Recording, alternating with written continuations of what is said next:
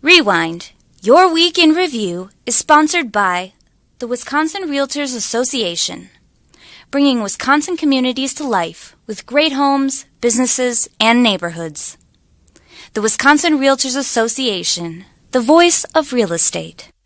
This week on Rewind, your week in review, the legislature's Joint Finance Committee is preparing to take its first votes on Governor Tony Evers' $91 billion budget after wrapping up public hearings on the plan. The size of Wisconsin's congressional delegation will not change in the wake of the latest census, as the state remains poised to keep 8 seats in the U.S. House of Representatives. We strongly encourage anyone who knows anything to report. And the Wisconsin Department of Justice has launched a statewide probe into abuse allegations in the Catholic Church. Rewind, your week in review for April 30th. I'm Briana Reilly. And I'm J.R. Ross. This week, the legislature's powerful Joint Finance Committee wrapped up its final public hearing on Governor Tony Evers' $91 billion plan and is preparing for its first votes in the coming weeks. The Joint Finance Committee held its final public hearing on Wednesday, a virtual one. Lawmakers are now expected to take their first votes on the budget next week. Complicating things this time around is the money that the state is getting from the federal ARPA plan, the American Rescue Plan Act, that President Biden and Congress passed a couple months ago.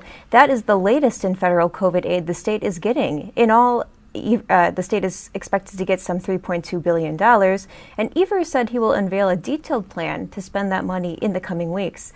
So far, he said $2.5 billion will go towards economic recovery and a few areas within that, but we haven't gotten a detailed rundown, and probably won't get one until the U.S. Treasury Department releases updated guidance on exactly how that money can be spent. In addition to those exact plans for spending that we're waiting on, for the money being spent, we are also waiting on updated revenue estimates because income tax collections were pushed back a month, giving Wisconsin residents additional time to file those. JR, in the meantime, though, in the short term, what do you see in terms of budget action in the next couple of months? Probably, let's break it down like kind of week by week.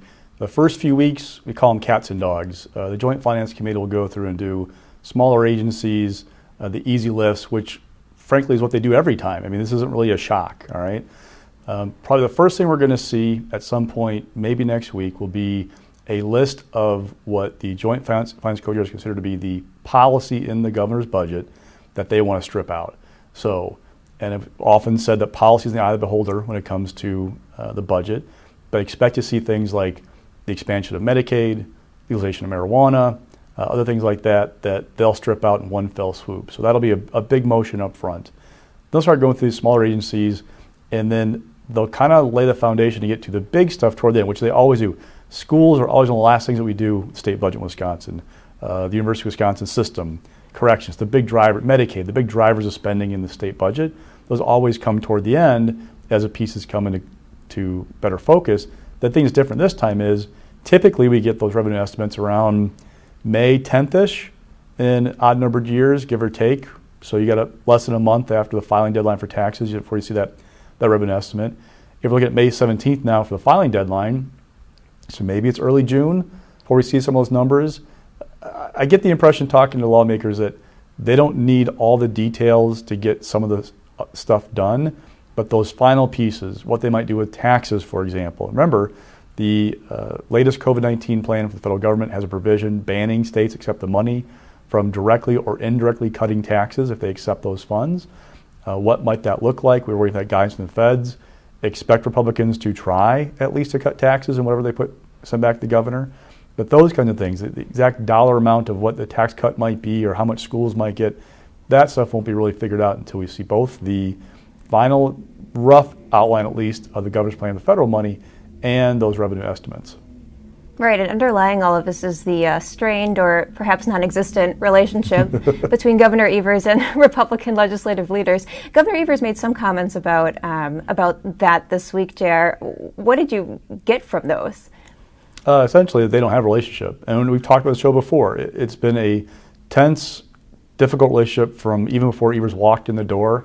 Remember, Republicans in December of 2018 approved in a lame duck session a series of laws that reined in the governor's powers. That didn't set the tone for a very healthy working relationship. things got progressively worse through the pandemic. Evers then had Evers staffer then secretly recorded a conversation involving the governor, Robin Vos, Assembly Speaker, then Senator Leader Scott Fitzgerald. That didn't help things. I mean, it's just gotten progressively worse over the time they've been in office, and they really don't have much relationship. I believe the last time the three of them really talked, from what I've looked at, is in December about a COVID-19 bill. But since then, we really haven't seen any real effort on either side to kind of work together. So at this point, the governor's taking an interesting tack where he's basically going to the public saying, these guys should do my budget, without going to lawmakers and saying, how can we get my budget done? I don't know that's going to be a successful route for him with the composition of the legislature, but they don't have much of a foundation for a work relationship right now as it is. Right, exactly. And Joint Finance Committee Democratic member Senator John Erpenbach and Governor Tony Evers sort of discussed that during a news conference on Thursday. Let's hear from them now. So at the end of the day, the governor listened to the people. We listened to the people on the road in the Finance Committee hearings around the state and yesterday virtually. We've heard basically consistently the exact same things. And if the Republicans are listening, they'll go big. They'll take what Governor Evers has put in front of us and put Wisconsin back on the road to prosperity and opportunity, which is what we all want. It couldn't be more clear, folks. The people of Wisconsin are ready to face the challenges this pandemic brought to the forefront and do it better going forward.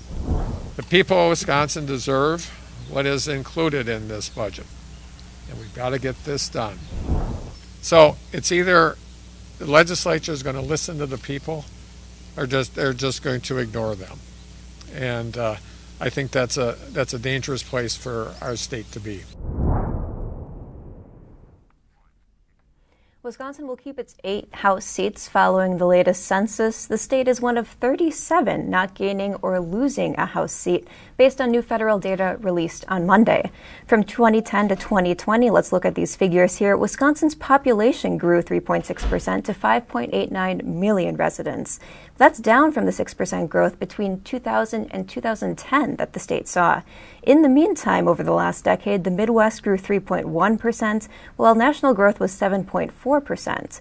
While Wisconsin isn't gaining or losing a seat, other Midwestern neighbors are losing. Ohio, Michigan, and Illinois are all poised to lose one congressional seat. Important thing to remember is that losing or gaining seats is all about relative population change, right? In short, it doesn't matter what happens in Wisconsin or in an individual state if growth is greater elsewhere. So as long as you're above that 435 House threshold number, we're able to keep all 8 of our seats.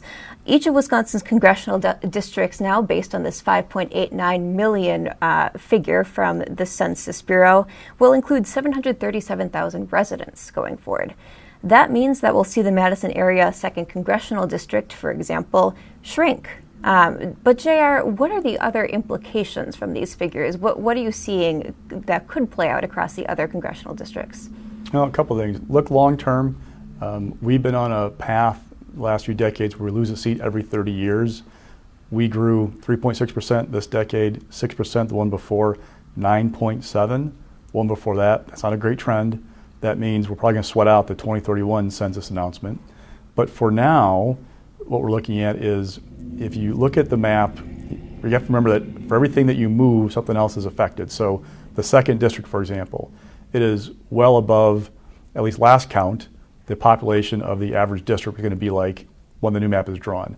And remember that there's allowance for some variation between the districts. They're not all going to be like 737,000 people on the nose. There'll be some differences, but they got to be pretty much in line with each other. The 2nd has got to shrink. The 4th is an interesting one because that one will have to grow. But remember, the 4th district is the Milwaukee area. There are principles in redistricting about things like minority representation, communities of interest. So the 4th is going to change dramatically because you have to keep that district kind of like the way it is with a majority-minority district. You're going to see people added to it, and it'll still be an overwhelming Democratic district. Okay, from there, where do things move? The 3rd district. Let's do the map, the mitten of Wisconsin, right? So let's pretend here's a 3rd district over here. Here's your 2nd here. Here's your 1st. The 3rd district goes along the Mississippi River in the west. If it goes farther to the east toward Madison, it gets more Democratic. If it goes farther north toward the 7th district, it gets more Republican. That impacts Ron Kine dramatically, right? Democrat from La Crosse, top target rate for 2022. Brian Stiles, Republican from Janesville. His district kind of runs from Lake Michigan over toward Janesville, dips into Waukesha County to the north. If that district spreads out and grabs more of the Democratic territory from the 2nd district, that could make Brian Stiles' life more interesting in 2022. So everything kind of shifts, and the bottom line is lawmakers will try to draw a map. It's unlikely they'll get Governor Evers to buy into the map that they want to draw. That means the courts are going to draw it. What will the courts do? What principles will they adhere to? Will they going to take a series of maps, submit it to them, and say, okay, we like this one the best? We don't know, because the Supreme Court, for example, state Supreme Court, has been asked to put a process in place to basically dictate how it would handle redistricting lawsuits. The court expressed some reservations about this proposal back in January in oral arguments, basically saying, we don't draw maps, we decide controversies. So does that mean that a lawsuit in the state courts would go through the lower courts first, then the Supreme Court? Possibly. We have to wait for those decision from the court about that rules petition first. We've long assumed that Republicans would want to go to the Supreme Court of Wisconsin because it's a 4-3 conservative majority. But with the latest rulings we've had out of there, with Brian Hagedorn kind of siding with liberals on some big cases, some Republicans aren't so sure anymore about where they want to go. Democrats, we've assumed, want to go to the federal courts because a 3-judge panel just a couple of years ago declared that a map Republicans drew was an unconstitutional partisan gerrymander. Now, the U.S. Supreme Court eventually undercut that ruling, but we've assumed Democrats want to go there. They think they're going to a better hearing. It's a lot of up in the air. And oh, by the way, while we know the districts that we have, number-wise, we don't know the details to draw those districts until September 30th. The period to be circulating nomination papers is like mid-April of next year, depending on how this court case plays out. And you got to go in your mind like, okay, they'll try and draw a map in the fall. It gets vetoed. We go to court in, let's say September, October. Let's say October. How quickly can a court have a map in place that's probably been reviewed by a higher court before April 15th? You may have candidates who are trying to figure out in March, what seat am I running in? It's going to be really fascinating to watch the scramble if it gets to be last minute. So there are a lot of unknowns coming up, especially with the ruling from a Dane County judge this week about just legal contracts Republicans signed. So there's a whole lot of moving pieces right now, and what's really going to dictate, what could dictate the balance of power in the Capitol for a while. Yeah, and to flesh out that ruling a little bit, a Dane County judge ruled that 2 contracts that Republican leaders, Speaker Robin Vos and Senate Majority Leader Devin LeMahieu, struck with private attorneys, taxpayer-funded contracts, are void. I mean, Vos has said that he's planning on appealing that ruling, so we'll see that play out throughout the courts as it gets appealed up and up. But do you think JR is sort of going back to the redistricting process? Obviously, we're still waiting on that final localized data, which won't come until the fall. But based on the numbers we've seen in terms of the state's population and what we know about sort of the relative size of each of these congressional districts, do we have any early sense of what Assembly and Senate seats will look like? Well, will we have to add, a Madison area Assembly seat or because of these population shifts? There are 3 places in Wisconsin that are growing rapidly. Dane County, the Fox Valley, and St. Croix County, which is basically becoming a suburb of Minneapolis, right? Everything else is kind of just treading water. Dane County already has a good number of seats that touch the county one way or another. Likely going to have to squeeze at least part of a new assembly seat into that area. Again, for everything that you change, you would impact somebody else. So it's hard to see how those puzzle pieces fit together to start kind of putting it really together on paper. But likely, you're going to see a little bit more of Dane County in the Assembly. We'll see. The Fox Valley, those seats are going to change a little bit. And over in St. Croix County, if you think about what's happened in recent elections in Wisconsin, we've seen Democrats really doing really well in urban areas, Republicans really well in rural areas. That's going to continue in part because the urban areas are growing population-wise and happens to be Democrats moving there and swelling their numbers. But you can still see a map that you can pack Democrats into those urban districts with the way the rules work. So even though Democrats won Wisconsin in 2020, the presidential race, even though they've had growth in Democratic areas, you can still see a very healthy Republican majority in the Assembly map because of where Democrats live versus where Republicans live. That was next round of redistricting. Moving on from redistricting, let's move on to our next topic. Attorney General Josh Kaul announced a statewide probe into clergy abuse. The inquiry announced on Tuesday will be conducted by the Wisconsin Department of Justice and is currently limited to abuse allegations in the Catholic Church. Some 24 other states have investigated decades of sexual abuse perpetuated by Catholic clergy and others in the church. In the legislature, lawmakers have rejected efforts to abolish time limits for when childhood sex assault victims can bring civil suits against alleged perpetrators or institutions. This is now not the first big announcement from Kaul in recent weeks, right? A few weeks ago, he also announced that the Department of Justice has secured grant funding and is going to be creating its own statewide sexual assault kit tracker, which is something that the legislature, lawmakers have sought to direct the Department of Justice to do. But despite the fact that that was a bipartisan effort last session and it's been brought back this session, last session that stalled amid some partisan fighting in the state assembly. Jer, what do you make of these two big announcements and sort of a bit of a go-it-alone approach from the DOJ at this point? Well, one, with the clergy abuse investigation, the intersection of politics and religion is always a dangerous place to be. So you have to watch how Kaul navigates that. That's going to be interesting to see how a very sensitive topic and how he goes through it. Two, with the rape test kit tracker, it's a move by Kaul to try and create what he can. The issue is he can't compel local law enforcement to participate in this tracker that he's creating with this grant. So the argument from DOJ, it continues to be they need the legislation to compel participation in this effort. And look, the backlog rape test kits has plagued DOJ for years and years. That was an issue in past races. It was an issue when Kaul beat Brad Schimmel, the former Republican Attorney General. Kaul does not want to have that become an issue again in 2022. He's going to do what he can to try and avoid that.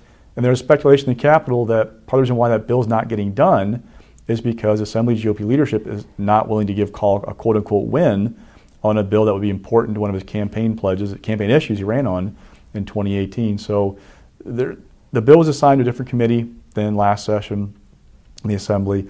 I still have not seen it last check assigned to or get a public hearing. So just keep an eye on that to see if actually anything gets done with that bill this session, which had overwhelming support in the Senate. I think it passed it unanimously or pretty close to it, and did last time as well. That's right, and there's a second accompanying bill with it as well that is also up in the air. So we'll keep an eye on both of those going forward. Now let's turn to a video from Attorney General Josh Kaul, who spoke at the Capitol this week to announce the probe. The Wisconsin Department of Justice takes sexual assault very seriously, and we've worked in several ways to strengthen Wisconsin's response to that violent crime. And during my time as Attorney General, I've heard from some of the many people whose lives have been impacted by clergy and faith leader abuse.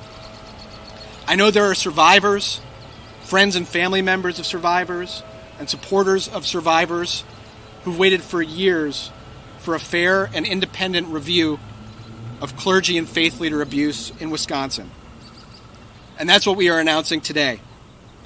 The Wisconsin Department of Justice will be leading an independent statewide inquiry into clergy and faith leader abuse in order to provide victims, their families, and anyone with knowledge of faith leader and clergy abuse with a safe and trusted place to report to a trained victim services specialist. We're conducting this review to get greater accountability and to promote healing for victims. And we're conducting this review to improve the response to abuse and hopefully to prevent future cases of abuse. Election season continues in Wisconsin. Governor Tony Evers has announced a special election in the 37th Assembly District. The seat previously held by now State Senator John Jaegler is vacant following his election to the 13th SD. Evers scheduled the general election for July 13th and the primary for June 15th. Already, a half-dozen Republican candidates have announced campaigns to represent the district, which former President Trump won by more than 10 points in November. Jaegler, I should note, was formally sworn in last week, and Representative Elijah Banke, who won the special for the 89th Assembly District, succeeding former Representative John Nygren, was sworn in on Wednesday. JR, you've followed this race more closely than I have. Do you expect to see more candidates get into this election? I think we're getting close to having the field set. A couple of questions that I have, though, are, with a June 15th primary and a heavily Republican seat, what advantages each Republican candidate bring to that primary? Banky's a great example. He was not the top spender in that primary in the 88th Assembly District, but he just plain outworked the other candidate in a multi-candidate field, just outworked the others. Is there a candidate among this half dozen who has the time and energy to outwork the others and also run a targeted campaign? Because when you're talking about turnout June 15th for a primary, you got to target who you're talking to. You don't go talk to the casual voter. You talk to the hardcore Republican voter who turns out every time. You go after that person because you know that he or she will show up.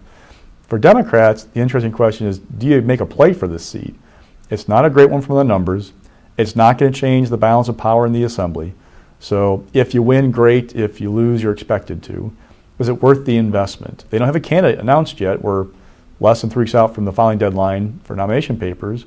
So are they going to play? If they play, they have to make a targeted effort in places like Watertown and DeForest, which are your population centers, try and find those hardcore Democrats who are going to turn out even in July for an election and see if they can get enough of those people to the polls to overcome the GOP tilt of that district. It's not an easy task, and I don't know if they'll put a heavy effort into it, but we've seen Democrats win heavily Republican seats, special elections before.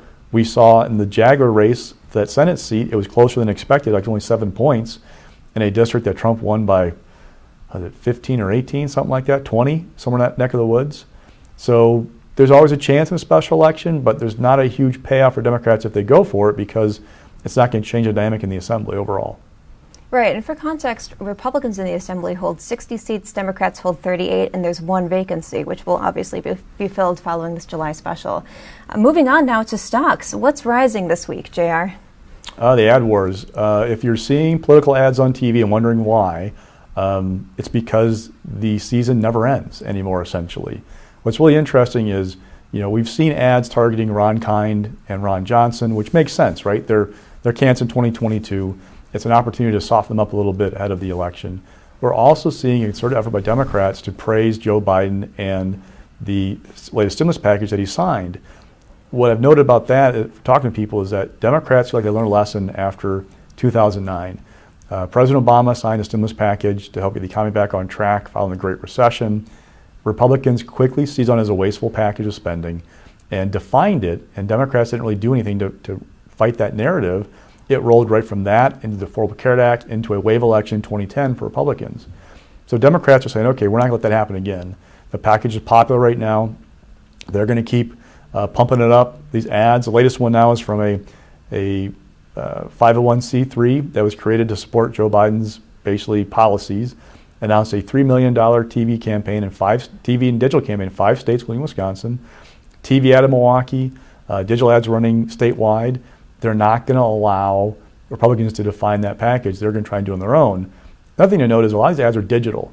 They're very cheap to produce. They're easy to target, and you spend money to raise money, essentially. So yeah, it's kind of odd to be running ads in the spring of an off year, but you're keeping your base engaged. You're getting them to send donations. You're filling volunteer shifts, and the reality is it's the way it is. It's a constant churn in politics, and Wisconsin has been in this churn, it seems like, for a decade. Some good news, possibly for you who need a break. After the special election in July, we will go without a statewide election until November of 2022, so a break in the spring. Those local races in the ballot next April. There's some hope on the horizon then for a break from all of this. What's mixed this week, JR? So Mike Grebe. He's vice president of the Board of Regents. He made clear in an interview with Wisconsin Public Radio this week he's going to run for president, which that's a normal succession, right? You serve as vice president, you become president. That happens all the time. What's interesting is he's running for president as a Walker appointee at a time when Evers appointees will now comprise a majority of those appointed to the board. Now remember, the head of the tech college system and DPI are automatically on the board, but up until today it's been an 8-8 split among the appointees. Starting in May, Evers just announced today 3 appointments. One is a student appointment, which replaces his first student appointment. One's a reappointment of John Miller, And the third is a pick that replaces a Walker appointee. Now you're talking a 9-7 structure with the board of Evers appointees. There's a little intrigue here because last month at a board meeting, they talked about whether to have a public vote about the next board president or a private vote, a secret vote. If you think about it, if it's a public vote, you'll see where everybody lands. Number two, if it's a private one, if you're a Walker appointee who doesn't really want Greeby president, you would have cover to vote for somebody else. If you're an Evers appointee who wants to vote for Greeby, you'd have cover. Also, will there be a challenger to Greeby? I mean, the discussion from last month suggests there will be. There's no guarantee of that, but it's a complicated picture for the natural succession of vice president to president that you got to watch. Now, the president has limited powers. He or she directs the board's agenda and has a lot to say with that.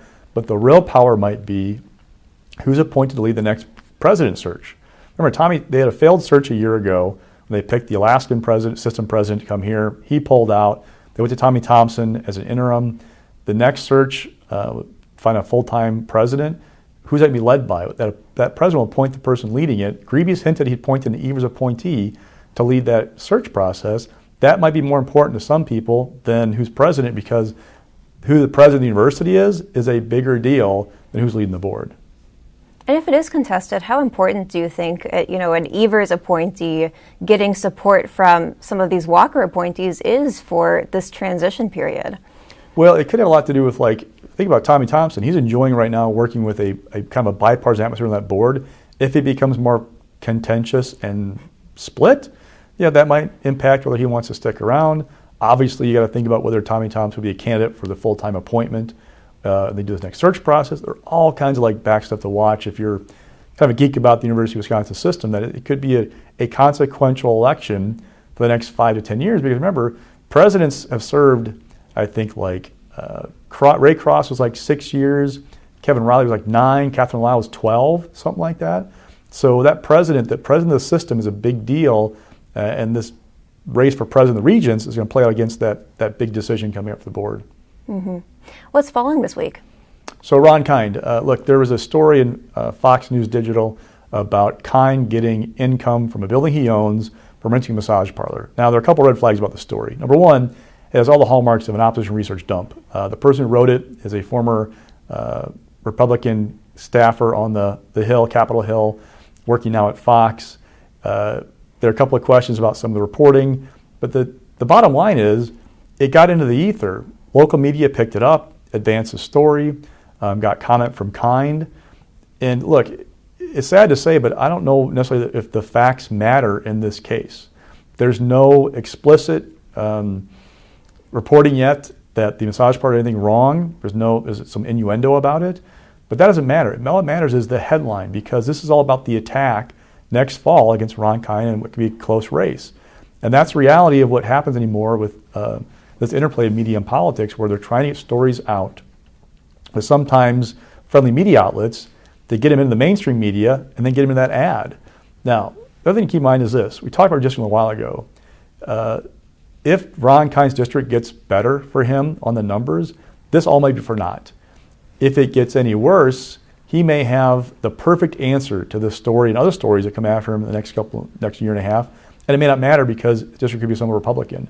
He may be of all 8 members of the congressional district, he's likely the most redistricting contingent for his future. It could go dramatically differently either way, depending on whether that seat moves a little bit toward Madison or a little bit farther north. And so you just got to watch it. Just know there's also going to be a shot across the bow for Kind. I've heard some Republican chatter maybe he'll just retire like Dave Obey did back in 2010. Talking to Democrats, I don't think that's really an issue with Ron Kind. That maybe he'd run for U.S. Senate if this got too bad for him, but he's not just going to walk away. But this is a sign of what's going to come. It's going to be an ugly race. If it is one of these top 3 or 4 seats in play, it's going to get ugly. This is just an opening salvo in that contest in 2022. Thanks for that rundown, JR, and thanks everyone for watching. I'm Briana Reilly. And I'm JR Ross. And that's Rewind for April 30th. Rewind, your week in review, is sponsored by the Wisconsin Realtors Association, bringing Wisconsin communities to life with great homes, businesses, and neighborhoods. The Wisconsin Realtors Association, the voice of real estate.